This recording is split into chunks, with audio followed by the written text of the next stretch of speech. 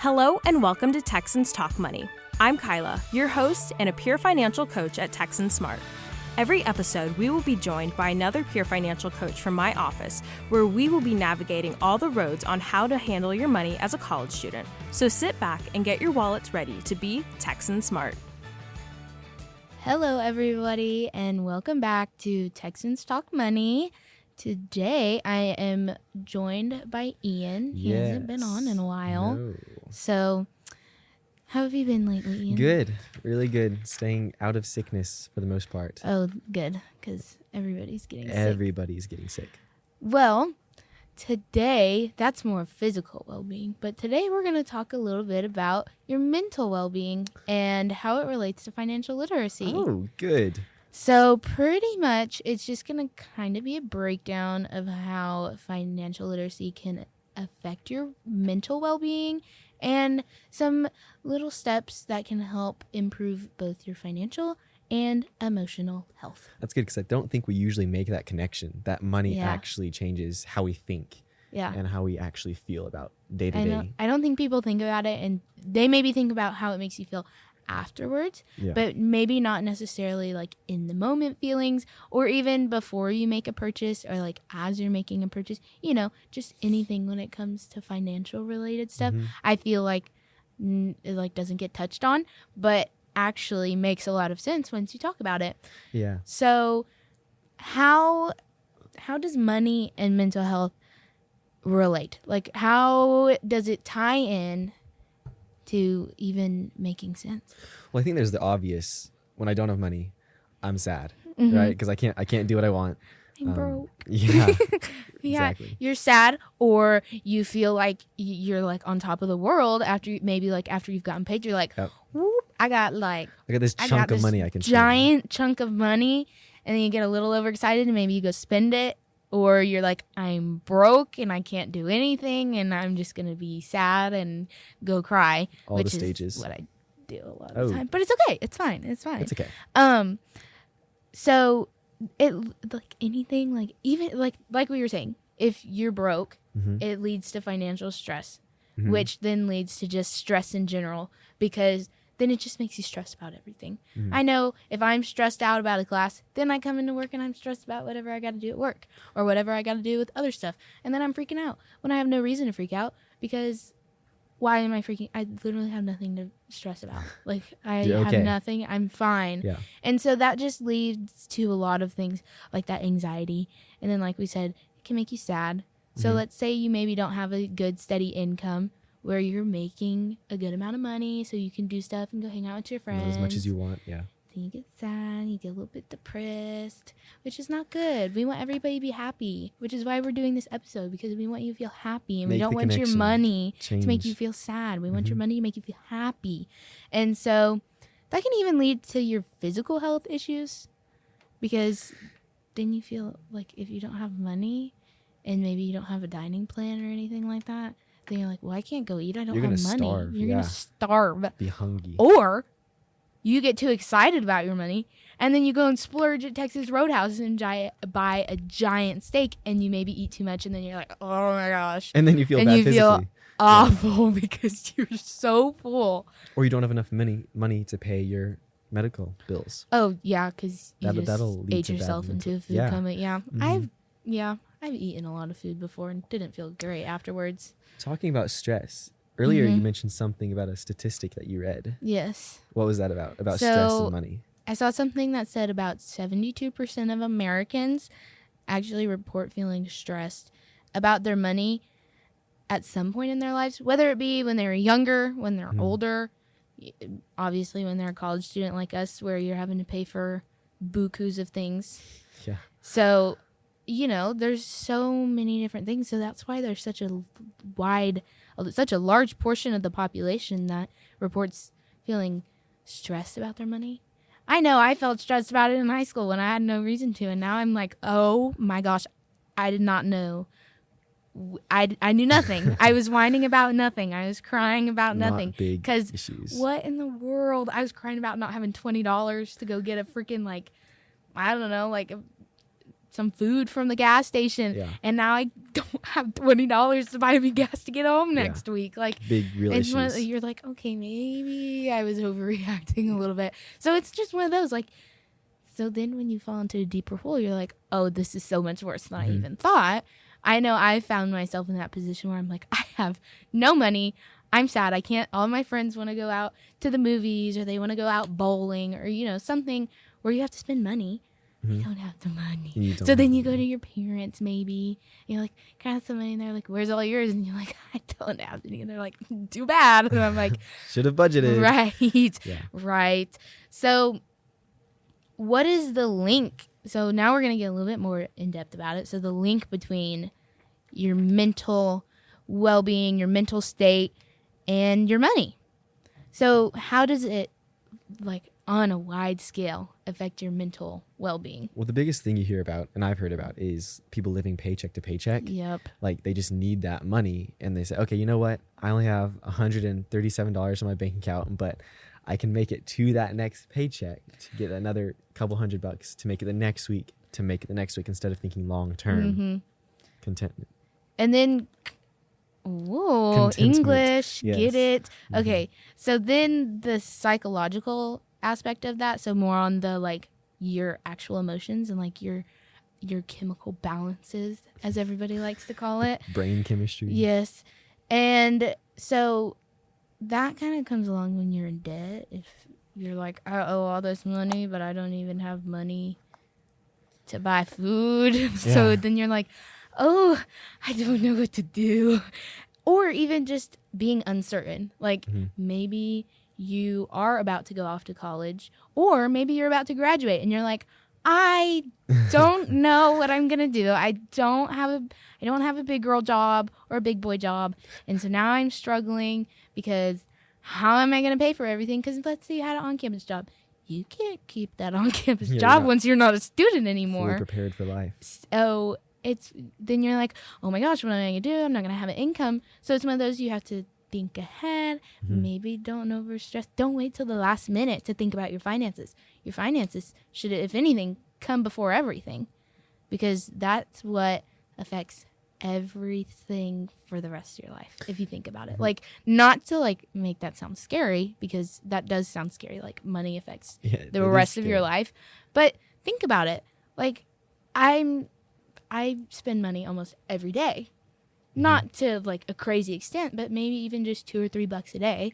Like I was telling you, I probably go to Sonic way more than I need to. Yes. So it's one of those, like, that $3 I'm spending on a drink for me and my friend, if I'm doing that for, like, 15 days straight. That adds up. That adds up to be a lot of money, and that's not good. No. I'm out, like, $30.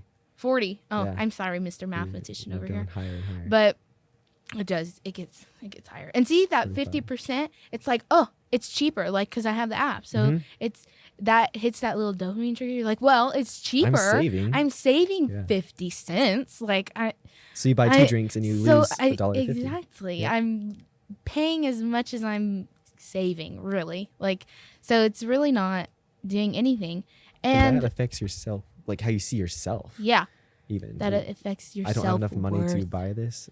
How you feel about yourself. That goes into mental wellness, mental health. Because then, like I was saying, like, if your friends are like, oh, let's go do this, let's go hang out, let's go out and go two-stepping or something tonight, right? I can't pay to get in. Money for that. Yeah. And then it makes you feel left out. It makes you feel like you're not, like, you don't belong to be there or something like that. Or let's say your friends are like, oh, like, I know one time my friends were like, oh, let's go to the mall. Let's go to the mall. Well, I'll buy a couple cute outfits, all those things, right? I was like, well, I'll go, but I can't buy anything. And they're like, well, what do you mean? And I'm like, well, I don't have the money to spend on clothes right now. Like, I have to save that for, like, things like gas, or when I do need to buy food, like, keep a little bit here and there. So then it's one of those, you're like, oh, well, that makes me feel bad about myself, because they all get to go buy clothes, but I can't. Because you don't have the money, which is different between budgeting and not having the money. But then there's the splurging. Yeah. And you're like, oh, I got all these cool clothes.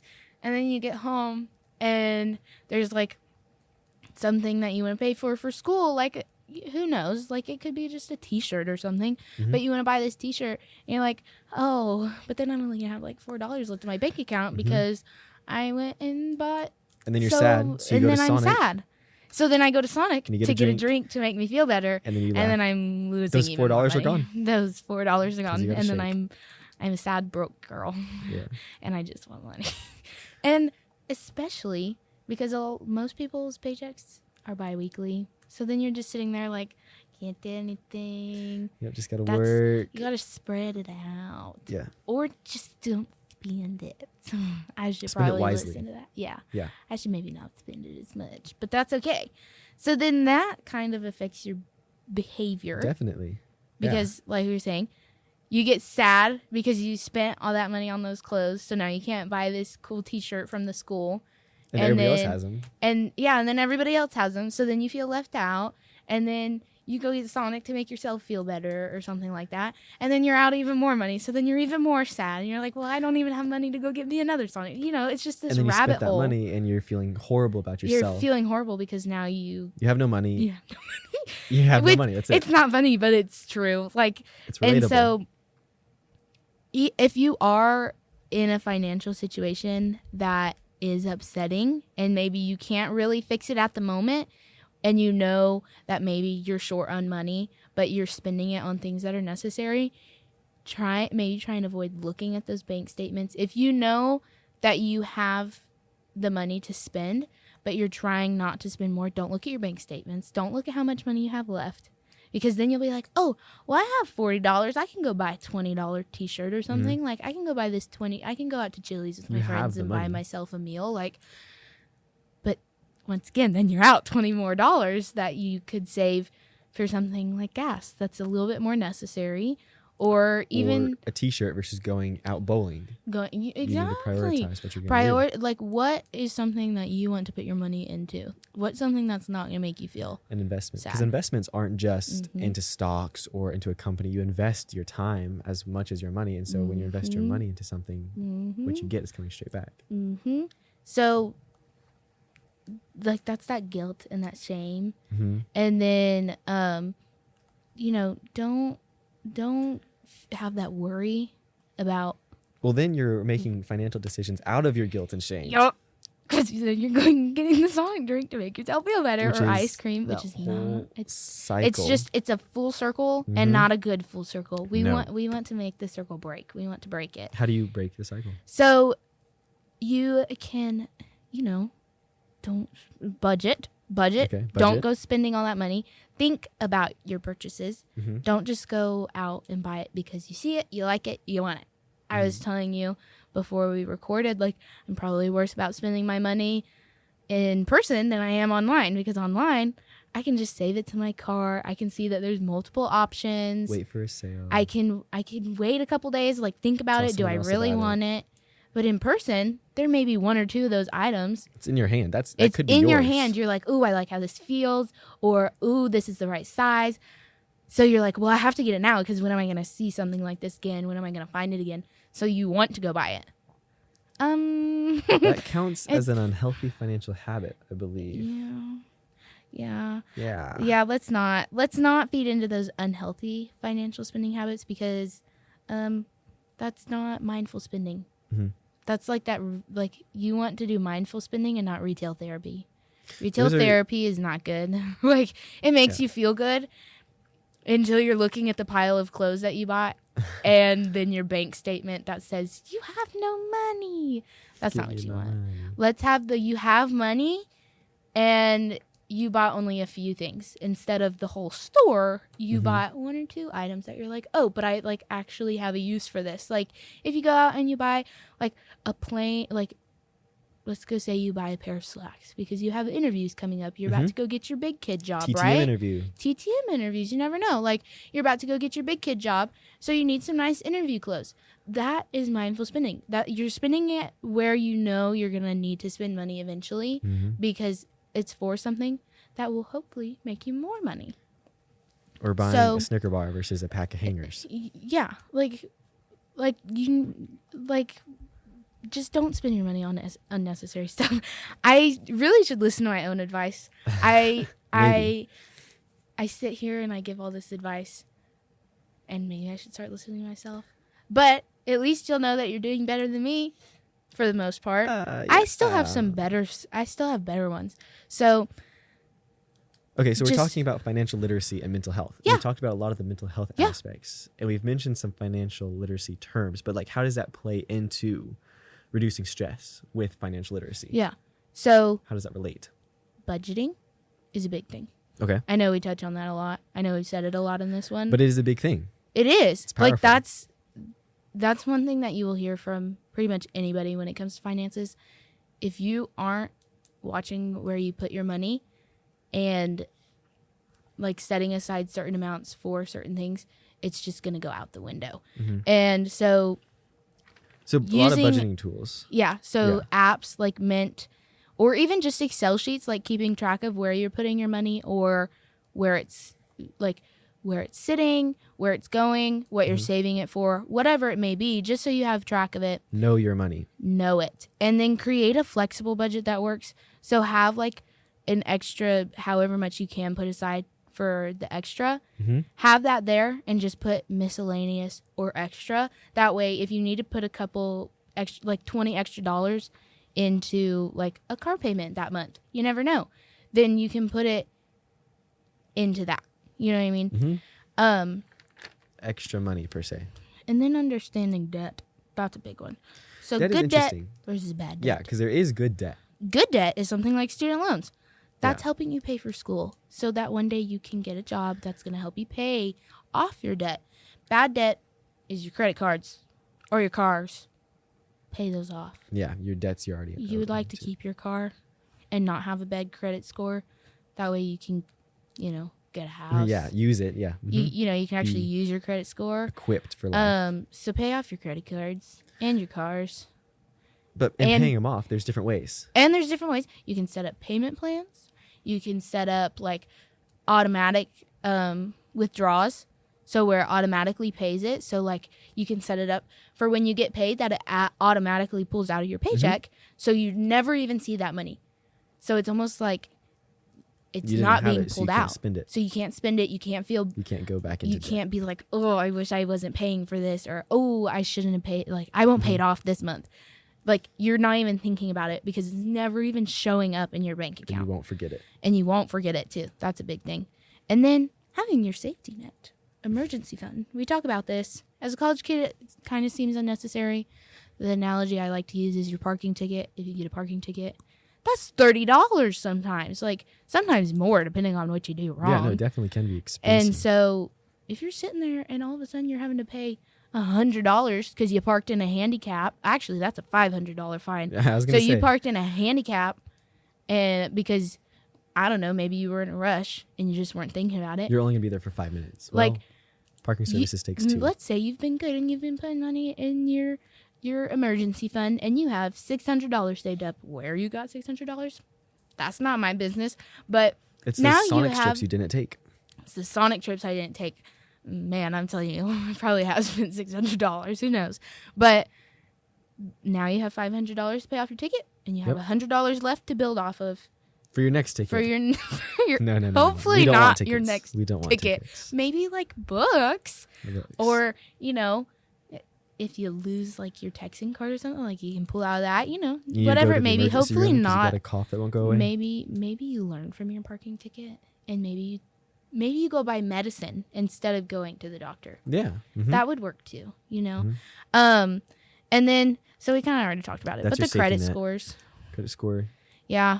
You want to make sure you keep those up. If you have a credit card, yep. If you have it. If you don't have it, you don't really have a credit score. So, or even starting a credit score can help you with that budgeting, because it makes you think about it. Oh, I don't have enough money to pay off my credit card this month because I've been using it wisely, but I'm going to make sure I save however much I need to pay off that credit card. Mm-hmm. So, really, if you think about it, credit can also be used as a tool to help you, because then you're thinking about your purchases more consciously. Think about it that way, Ian. What did you think about that one? True story. I agree. Love it. So, what are some little self-care practices we can use, or financial self-care. Let's call them that. Financial self-care. Okay. Yeah. Sure. I like to do a time rule. So if I want something, I will set like 24 hours or even just 4 hours. Yep. To come back to it. Think about it. Yes. Because when those emotions go through our head, it's a chemical thing. Like bam, bam. You're not going to think. Use that when you online shop. Yes. That will save you money. Come back to it because usually it doesn't look as good second time If it's around. like midnight and you can't sleep, so you're like, I'm gonna go scroll on Amazon, and then you're like, got a $50 cart racked up, and you look at how wait, sleep on it, look back at it later, maybe the next day at lunch when you're just munching, go look back at it and be like, oh, maybe I don't need a dinosaur-shaped throw pillow. I actually no, that's kind of cool. Those are really cute though. Yeah, okay, but never mind. maybe you don't. Maybe you don't need it because you already have like three. Okay. But so maybe you're like, oh no, I really don't need like this random pack of markers. Like I already have a bunch of them. Like maybe let's take those out. We'll buy them another time when I have way more money to spend. When you need them. So that's going in to that 24-hour rule or that time limit rule. But there's a bunch of different ways, like boundaries, financial boundaries. Yes. So that's kind of like saying no to spending money. Let's say someone comes up to you and they're like, hey, you want to pay to enter this raffle? Yes. And you're like, oh, but I could win a really cool iPad or AirPods or something. But I don't need to spend $15 on a raffle. Girl Scout cookies. But those are really good. I knew I'd get you with that. Those are really good. So saying no to some of those things, you're like, oh, I really want to, but I know it's going to strain my budget. And last week, I think a couple weeks ago, we talked about accountability. Yes. Partners. Or just openly talking about your friends and family. Because usually finances come as a joke. It's like, oh my gosh, I spent so much money. Well, I have nothing in my bank account. Yeah, it's actually not a joke. It's go to your parents. Like, let's say your parents are like, oh, we're going to go on this really cool trip for spring break, but everybody has to pay for themselves. Yep. Because everybody's got a job, so everybody can pay for themselves. And you're like, well, actually, Mom and Dad, I don't think I can because I have no money. I've bought too much Sonic this month. Yeah. So you have that open conversation, so you're not feeling that guilt and that shame for not being able to go out and have fun. You know what I mean? Because you still want to have fun, get that dopamine kick, but not by spending money. So if you have that open conversation, it can help out for sure. And then those open conversations, you learn other people's spending habits, and then you can surround yourself with positive financial habits. Exactly what I was going for. If someone around you is spending $100 going to Sonic every week, single day. Okay, don't call me out now, Ian. Okay. But so maybe don't surround yourself with someone who can go and buy Sonic every day. Maybe don't go to Sonic with me. But hanging out with people that aren't spending a bunch of money, that also want to save money for their future. Don't go with people that are spending $100 a week on randomness, because then you're going to feel like you should be spending $100 a week. And then you're broke. And then you're sad and you're broke. And then you're buying Sonic with the last $4 in your bank account. Yeah. So let's not do that. And then maybe even seeking financial therapy. Yes, it's a real thing. Really? Yes. I've actually kind of heard of it. So a lot of the time, like, it sounds a little bit more deep. So there are people that can do financial therapy. Or you could even just talk to an accountant. Tell them how much. Or you can come talk to us. Texan Smart. Thompson Student PSC 12. But you can come talk to us. And we can help you figure out where you should be putting your money, where you shouldn't be putting your money. We don't care what you're doing. No judgment. Yes, we will not judge you. We'll just tell you the best. We'll just give you advice. Our advice. Yes. What methods we think would work best for you. And then, so it's just kind of all that wrapped into a happy little ball of joy. We just want to make you guys feel happy about your purchases. Yep. I'm gonna stop going to Sonic as much. I hope you guys. We'll see. We'll keep it open. We'll openly talk about it. Yes, I will talk to Ian and make sure I'm not going to Sonic every day. So Addison's going to wear down my ears now. So yeah, the small consistent actions of not going to Sonic every day. Not going to Sonic. And remember, you are not alone. Everybody has financial struggles at some point. Whether you want to believe it or not, at every point, someone's going to be worried about their money. 100%. Does not matter how much or how little they have. You are not alone. and there are solutions, and seek help for sure on both ends of it, whether it's financial or even just mental. Seek a little bit of help because we can all use some. everybody can use some. What's it? Things that are hard to say. I'm sorry. I need help. And Worcestershire sauce. Worcestershire Yeah, sauce. difficult. Yes. But I need So, help. Admit I that. need help. Admit honest. that and ask someone for help for sure. Because it's okay. Yeah. And remember, asking for help can help you be well, be ready, and be Texan Smart. We'll see you next time.